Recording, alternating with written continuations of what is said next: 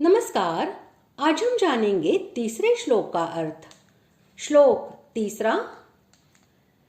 यो मामजमनादे च वेत्ति लोकमहेश्वरम् असम्मूढः समर्थेषु सर्वपापैः प्रमुच्यते। श्लोक का अर्थ, जो मुझको अजन्मा अर्थात वास्तव में जन्म रहित, अनादि और लोकों का महान ईश्वर तत्व से जानता है, वह मनुष्यों में ज्ञानवान पुरुष संपूर्ण पापों से मुक्त हो जाता है। भगवान अपने योग माया से नाना रूपों में प्रकट होते हुए भी अजन्मा है। अन्य जीवों की भांति उनका जन्म नहीं होता। वे अपने भक्तों को सुख देने और धर्म की स्थापना करने के लिए केवल जन्म धारण की लीला किया करते हैं। इस बात को श्रद्धा और विश्वास के साथ ठीक ठीक समझ लेना तथा इसमें जरा भी संदेह न करना, यही भगवान को अजन्मा जानना है। तथा भगवान ही सबके आदि अर्थात महाकारण हैं। उनका आदि कोई नहीं है, वे नित्य है तथा सदा से है।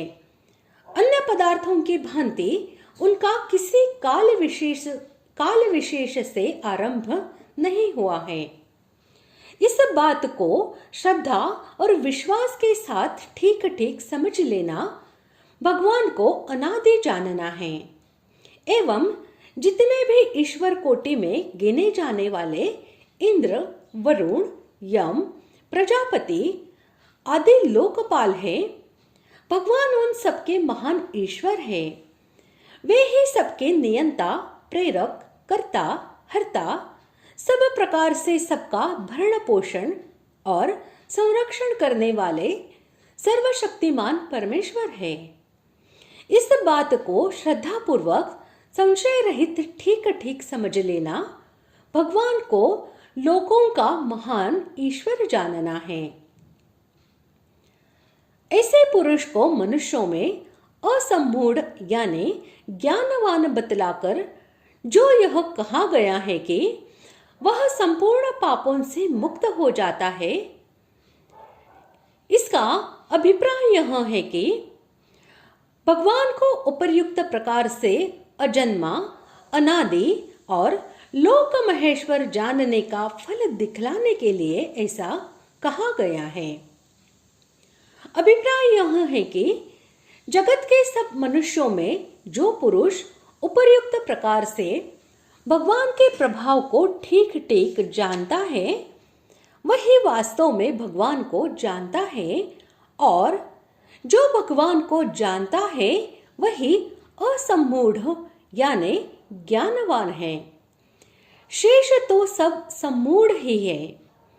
और जो भगवान के तत्व को भली भांति समझ लेता है, वह स्वाभाविक ही अपने मनुष्य जीवन के अमूल्य समय को सब प्रकार से निरंतर भगवान के भजन में ही लगाता है। विषयी लोगों की भांति भोगों को सुख के हेतु समझकर उनमें फंसा नहीं रहता। इसलिए वह इस जन्म और पूर्व जन्मों के सब प्रकार के पापों से सर्वथा मुक्त होकर सहज ही परमात्मा को प्राप्त हो जाता है। इस प्रकार आज हमने तीसरे श्लोक का अर्थ जान लिया है। अगले भाग में जानते हैं चौथे और पांचवें श्लोक का अर्थ। धन्यवाद।